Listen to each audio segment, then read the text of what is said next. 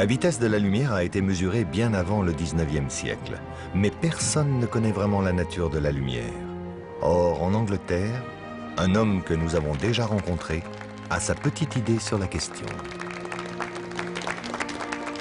Après la mort de Sir Humphrey Davy, Michael Faraday est devenu le professeur Faraday, l'un des plus grands savants du monde.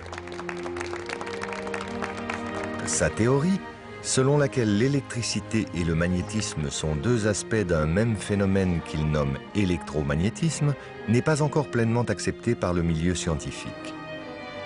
Mais Faraday a une idée encore plus audacieuse à communiquer à son public. Que peut-on faire de tout ça? Des lignes invisibles peuvent émaner de l'électricité dans un fil, ou d'un aimant, ou même du soleil.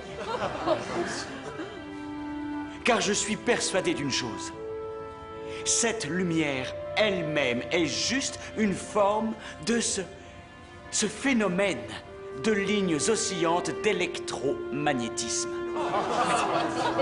Pendant 15 ans, il va tenter de convaincre les sceptiques que la lumière est une onde électromagnétique. Mais ses compétences en mathématiques sont trop limitées pour qu'il parvienne à prouver sa théorie. Jusqu'à ce que quelqu'un lui vienne enfin en aide.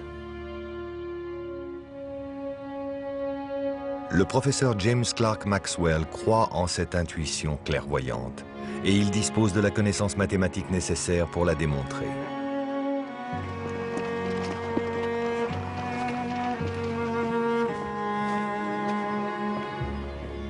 Maxwell et le vieux professeur Faraday deviennent amis.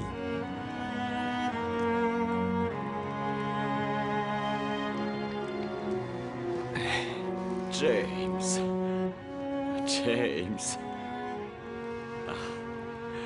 Un conseil amical. Ne vieillissez pas. Michael, comment allez-vous? Oh, je vais bien. Ma mémoire n'est plus ce qu'elle était. Peut-être aimeriez-vous voir ce que j'ai publié. Oh oui, oui.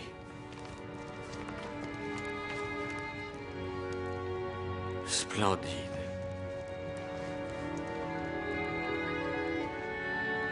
Tous vos travaux montrent que lorsque l'électricité court le long d'un fil, que constatons-nous? Qu'elle crée un peu de magnétisme.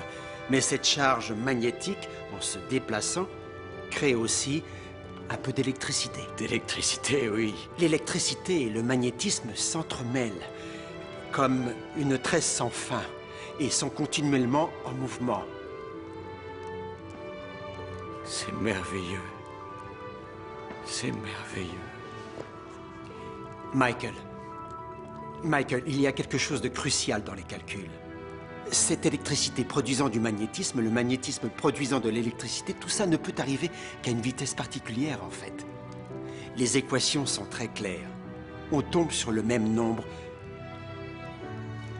Cela donne 300 000 km par seconde.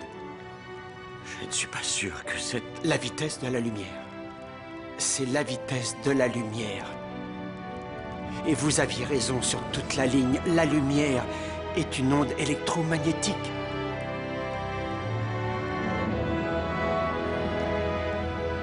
Maxwell a prouvé la théorie de Faraday.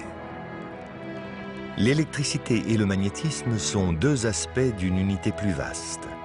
Une force désormais appelée électromagnétisme et qui se propage à 300 000 km par seconde. Dans sa forme visible, ce n'est rien d'autre que la lumière.